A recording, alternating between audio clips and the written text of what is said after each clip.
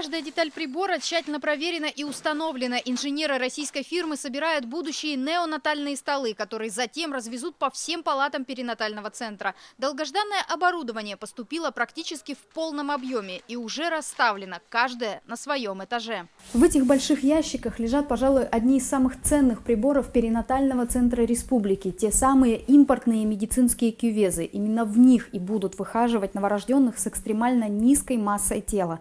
В ближайшие дни сюда приедут инженеры от фирмы-поставщика, которые и займутся сборкой медицинского оборудования. Только кювезов российского и американского производства здесь порядка 40 штук. На подходе рентген-аппаратура. Практически на всех этажах завершены строительные работы, проведена чистовая отделка. Подведено электричество и отопление. Ожидается запуск вентиляции. Готовность объекта, по словам строителей, составляет 95%. Основные строительные работы ведутся на первом этаже.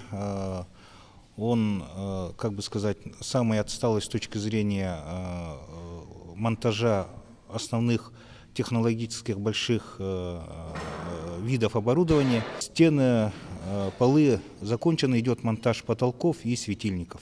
Последние отделочные работы идут в зоне будущих операционных. Через несколько дней в них смонтируют так называемые чистые комнаты. В палатах идет подготовка к монтажу подвесных потолков. Бригады работают в усиленном режиме. По словам подрядчика, они идут согласно утвержденного графика. Передать объект врачам должны к концу ноября этого года. После начнется процедура лицензирования, составления штатного расписания и настройка приборов. Срок ввода – конец декабря 2017 года. То есть на сегодняшний день, согласно этого сетевого графика, отставания на сегодняшний день нет. Очень большая, уверенность в том, что в декабре перинатальный центр будет введен в эксплуатацию и начнет принимать пациентов. Среди регионов Дальнего Востока Якутия сохраняет лидирующие позиции по рождаемости, однако показатели снижаются, как и в целом по стране. За 9 месяцев этого года в республике родилось почти 10,5 тысяч малышей, и 30% из них с экстремально низкой и низкой массой тела.